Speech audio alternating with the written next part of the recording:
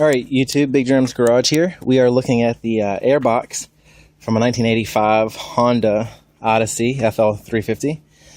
Usually it has this one tube coming out the right side of it if you're standing in the back, and that tube runs up to the snorkel, which goes on top, up above. That's for the breather. The breather goes in here, and this sits on the carburetor. The modification that I'm doing is one that I've seen on the internet a bunch, and it is to add another tube. So this is going to have two tubes running from this airbox up to the snorkel here. Now, what I did is a little bit different than what I've seen on the internet. I actually had a second airbox, and I took the knife with a razor and I cut this off of the other one, and basically I cut it big enough so that I could drill a little hole there, and I could put what I cut out there. I put 4 little screws through it, and then I put some Loctite and some caulk, so it's all airtight, and it's stuck on there. So it's almost, if you're looking from here, it almost looks identical to the one that came stock. Now the other thing that I did, and it was kind of hard to tell from the internet, but most people with their snorkel, I think they might cut out the entire thing, but I put, I think, 7 holes here, and they've got a little bit of a screen that I have in there. And I wasn't sure how to secure the screen, so I put some Loctite there. I'm going to see if that holds, and if not, then I might find another way to secure it. So basically, this attachment here is going to have a tube running up to this side, which is normal, and then the new one here is going to end up running over to this side. So we'll have 2 tubes coming out.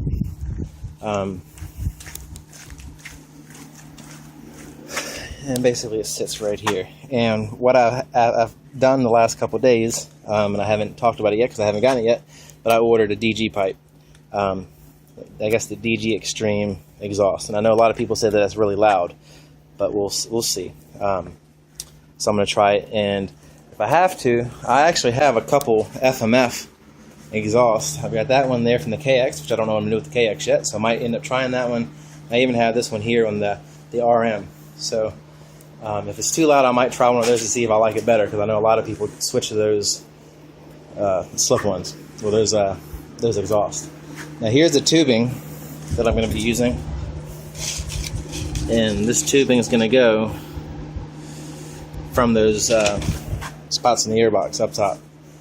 But anyway, keep watching, and that was just a quick explanation of what I'm doing and kind of how I did it, because I looked on YouTube and I didn't see any videos of how other people did it, so I figured I'd make a quick video. And as you can see, there's little nubs of screws coming through. They were real short screws, just enough to get in there, just to make sure it held tight while the glue was setting and the caulk was setting. And I kind of covered them up with the caulk so you can't really see. But and we'll get another look in a minute to see how that screen in there looks once it dries. But anyway, thanks for watching Big Drum's Garage. Keep watching and check out what happens with this project. Alright, so this is a different video added to the last one, or last part that you just watched. Now I actually have the modified air filter actually on the Odyssey. So let me go ahead and just point out what it is and exactly how I have it set up. I'm sure you can do it different ways, but this is similar to what I saw on the internet. What I still need to do is jet the carburetor for the modification, and also I have a new exhaust coming in. It's the DG pipe, which hopefully it'll be here tomorrow or the next day. But so I'm not going to mess with the carburetor until I get that put on also, so that I'm not buying new jets and then having to rejet it once the exhaust comes in. So let me see here. The airbox normally has this hose here coming down to that side of the airbox. All right, and what I did is I took a fitting just like that one from this old airbox. I cut it off. You see I cut a chunk out here, a little square section of it. So I cut the fitting out that would be just like that one, and I attached it to this side from what you saw earlier in the video. And then I ran another tube up to this side, and normally there's a plastic here, and basically this is the way the air goes into the box from the front. It's kind of like a scoop that hung down close to the tank. So the air would be scooped in here and will come over to this tube and go down to the air box. So now I have 2 tubes going down to the air box. And in the front, let's see, let me get a light. Flashlight, so it's a little bit easier to see with the camera. And then in the front of the box, we got the holes. There's 7 of them. I think they're 1.5 inches or so. I can't remember which fitting or which drill I used, but and we have the screen, and you saw those earlier in the video. But basically, those are going to catch the air, and the air is going to be shot down through the tubes to the air box. Now, I could not find a video of someone else that had this setup. I saw other setups, but on the internet, there's a bunch of people that have this one, and I couldn't really tell from the pictures if they had holes drilled like this or if they had the entire front cut out.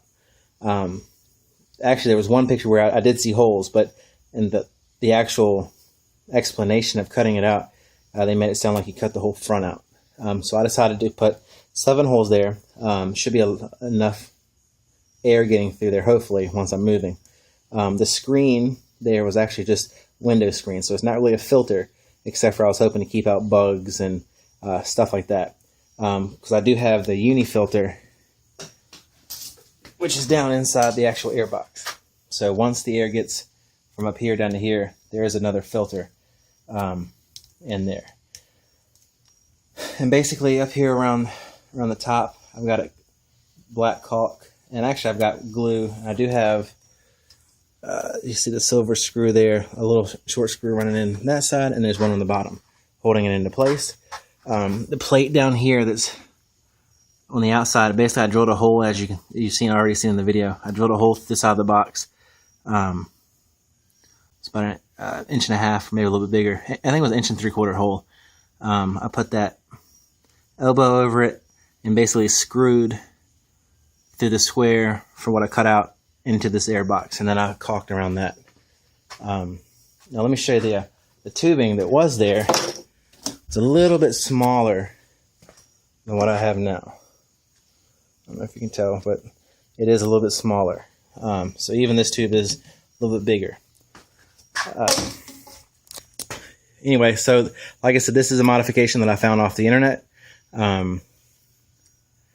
I have started, it's nighttime, so I'm not going to start it now, but I have started it up. I have driven it just down the driveway. I still need to do some adjustments. I believe my main jet is a lot bigger than it should be. And I think that's what some of my top end issues I've had.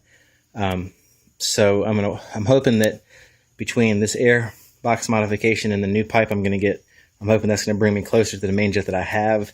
Once I get the pipe one, then I'll get a couple of jets and see if I can get the spark plug to look right and get the Odyssey to run like it's supposed to. But I'm hoping I'm going to be close to where I'm at now. Right now it's a 160 main jet with the key and carburetor. The stock carburetor, which is the 32 millimeter, that one had a 145, and this is the 35 millimeter carburetor, and it's 160, which a lot of people on the internet seem to be like in the 150s. So I don't know if it's too large or what, but when I drove it down the driveway, it did seem to actually run a little bit better than what it did. So I know that it seemed like the airbox did do something. But this weekend, I'm hoping to take it out to actually do some riding, and hopefully I'll have the exhaust so I can start figuring out the jets. But anyway, I just wanted to show you modification. Now we have the 2 tubes. I'm sure somebody probably could have done a better job, but it's my attempt to do the modification, which I found on the internet. Thanks for watching Big Drum's Garage, and have a great weekend.